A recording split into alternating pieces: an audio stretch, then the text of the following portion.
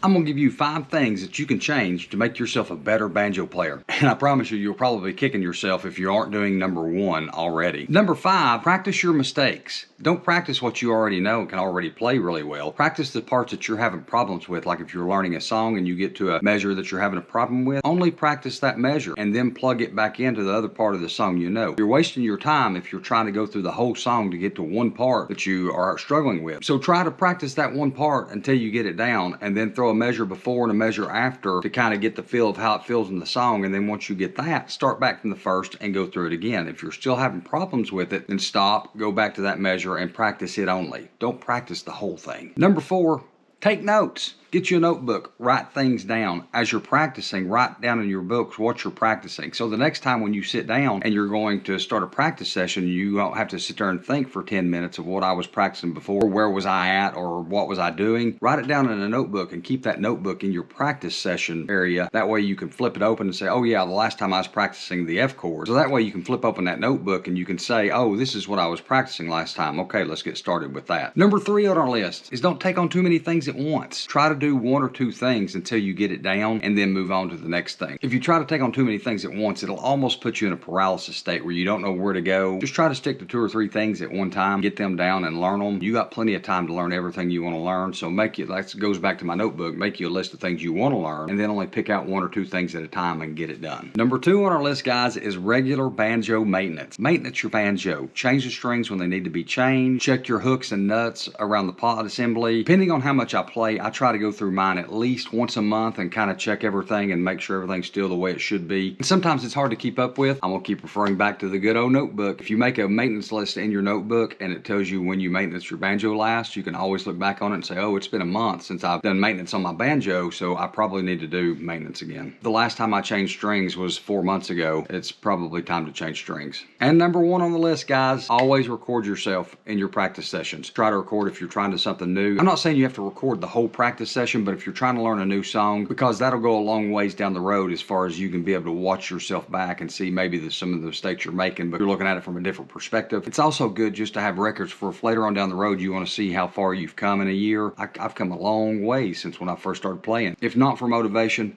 for analytical. All right, guys, if you've enjoyed the content, I'm going to put up 2 more videos right here if you want to go check them out. If you enjoy the content, please consider subscribing to this channel, and also don't forget to hit that like button down there, guys. Thank you all for watching. We'll see you in the next video.